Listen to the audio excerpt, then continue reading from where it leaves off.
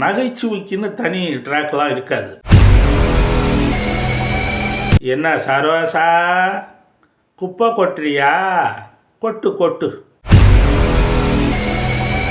எல்லாம் நச்சு நச்சு நச்சுன்னு யதார்த்தம் தான். கதை தான் பிரதானமாக இருக்கும்.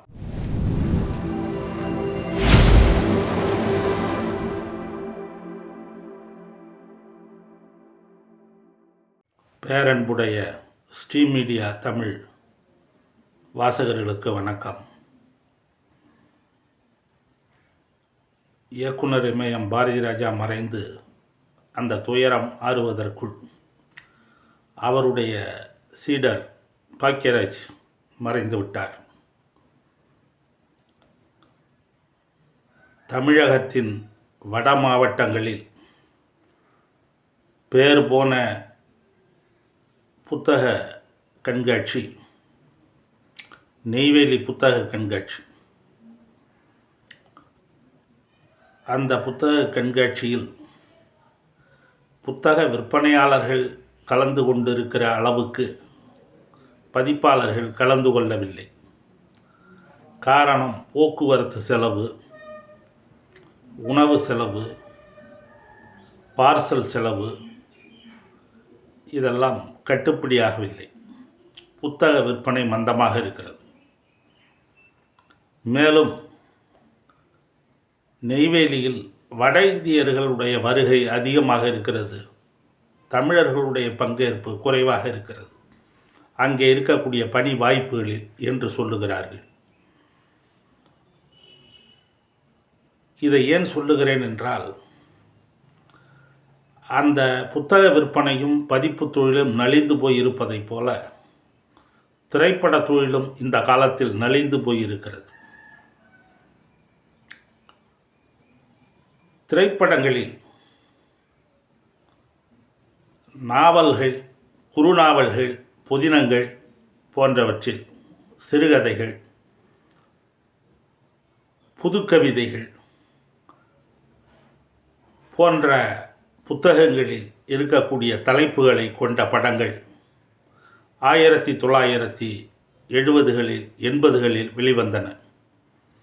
அதில் பாக்கியராஜ் அவர்களுடைய படங்களும் முக்கியமானது. அதற்காகத்தான் புத்தக கண்காட்சியை குறிப்பிட்டேன். மேலும் இயக்குனர் பாரதி ராஜாவும் சீடர் பாக்கியராஜ் அவர்களும் புத்தகங்களை படிப்பதிலும் வாங்குவதிலும் எழுத்தாளர்களை மதிப்பதிலும் முதன்மையானவர்கள். அவர்களுடைய படங்களுடைய பெயர்களை பாருங்கள். அந்த 7 நாட்கள், விடியும் வரை காத்திரு, சுவரில்லாத சித்திரங்கள், இது நம்ம ஆளு, மௌன கீதங்கள், ஒரு கைதியின் டைரி, இப்படி ஒரு நாவலுக்கு இருக்கக்கூடிய தலைப்புகள் இருக்கும். வசனத்திற்காக பேர் வாங்கினார்கள், கதையிலே பேர் வாங்கினார்கள், பாடல்களில் பேர் வாங்கினார்கள், இசையில் பேர் வாங்கினார்கள், நடிப்பிலே உச்சம் தொட்டார்கள். பாரதி ராஜா திரைக்கதையில் புகழ் பெற்றார். அதிலும் ஒரு கைதியின் டைரி, இது நம்ம ஆளு, எங்க சின்னராசா, சுவரில்லாத சித்திரங்கள், மௌன கீதங்கள், இப்படி அவருடைய படங்கள் அனைத்துமே திரைக்கதைக்கு உதாரணமாக இருப்பவை. சுவரில்லாத சித்திரங்கள் படத்தில் சுதாகர் பணக்கார வீட்டு பையனாக இருப்பார். ஏய் போய் ஒரு பாக்கெட்டு சிசர் ஃபில்ட்ரு, என்ன சரோசா, குப்பை கொட்டுறியா? கொட்டு கொட்டு அப்படிம்பார். ரொம்ப தமாஷாக இருக்கும். நகைச்சுவைக்குன்னு தனி ட்ராக்லாம் இருக்காது பாக்கியராஜுடைய கதைகளில். அது கதையோடு கலந்துருக்கும். அதே போல் மிகப்பெரிய வன்முறை, வக்கரம் எல்லாம் இருக்காது. அந்த குடும்ப கதைகளிலேயே ஒரு நகைச்சுவை இருப்பதைப் போல, மெல்லிய நகைச்சுவை இருப்பதைப் போல காட்டியிருப்பார். அந்த காலத்தில் பெரியவர்கள், ஆசிரியர்கள், பெற்றோர்கள் அந்த படங்களை பார்க்கும் பொழுது, தொலைக்காட்சியிலோ தியேட்டரிலோ பார்க்கும் பொழுது சிரிப்பார்கள். அந்த மாதிரி ஒரு நாகரிகமான ஒரு நகைச்சுவையோடு எடுத்திருப்பார். யதார்த்தமான ஒரு அலங்கார வசனத்தில் ஒரு அலங்காரமோ மிகைப்படுத்தலோ இருக்காது, அடுக்குமொழி இருக்காது. எல்லாம் நச்சு நச்சு நச்சுன்னு யதார்த்தம்தான். கதை தான் பிரதானமாக இருக்கும். கதாபாத்திரங்கள் சாதாரணமானவர்களாக இருப்பார்கள். இந்திரலோகத்திலிருந்து குதித்தவர்களைப் போல மேனாமணிக்கிகளாக இருக்க மாட்டார்கள். சாதாரணமாக நம்முடைய வாழ்க்கையில் பார்க்கக்கூடிய பாத்திரங்களாகத்தான் அவர்கள் இருப்பார்கள்.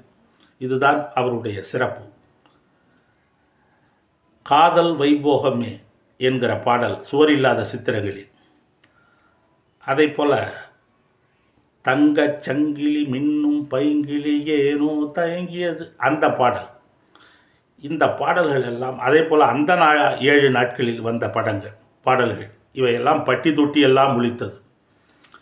அந்த காலத்தில் பேரூராட்சிகளில் தான் தியேட்டர் இருக்கும், நகராட்சிகளில் இருக்கும். மற்றபடி எல்லா கிராமங்களிலும் டூரிங் டாக்கீஸ் தான். அப்பொழுது திமுகவில் டி ராஜேந்தர் படம் வந்தால் கூட்டம் வரும், அதற்கு திமுக கொடி கட்டுவார்கள். அதே போல் பாக்கியராஜ் படத்திற்கு அதிமுக கொடியை கட்டுவார்கள். அதிமுகவினர் ரசிகர் மன்றம் வைத்திருப்பார்கள். பிறகு அதிமுகவில் இணைந்து எம்ஜிஆருக்காக பிரச்சாரமும் செய்தார் பாக்கியராஜ் அவர்கள். கடைசி காலத்தில் அவர் எம்ஜிஆர் மறைந்த பிறகு அரசியலில் வந்தார். யானைக்கும் அடிசருக்கும் என்பதை போல ஆகிவிட்டது. இந்த அரசியலும் இந்த சினிமாவும் யாரைத்தான் விட்டு வைத்தது? திரைப்படங்களில் வெற்றி பெறுகிறவர்கள் கூட அரசியலில் வெற்றி பெறுவதில்லை. அரசியலில் வெற்றி பெறுகிறவர்கள் திரைப்படத்தில் வெற்றி பெறுவதில்லை. கொஞ்ச காலம் அதிலும் இருந்தார், பிறகு விலகிவிட்டார். இது நமக்கு சரியாக வராது என்று. இந்த இரண்டுமே சூதாட்டமும் விதியும் விளையாடக்கூடிய தொழில்கள்.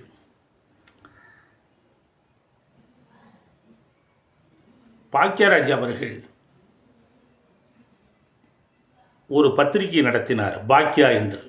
அதில் கேள்வி பதில்கள் பகுதி பிரபலமானது.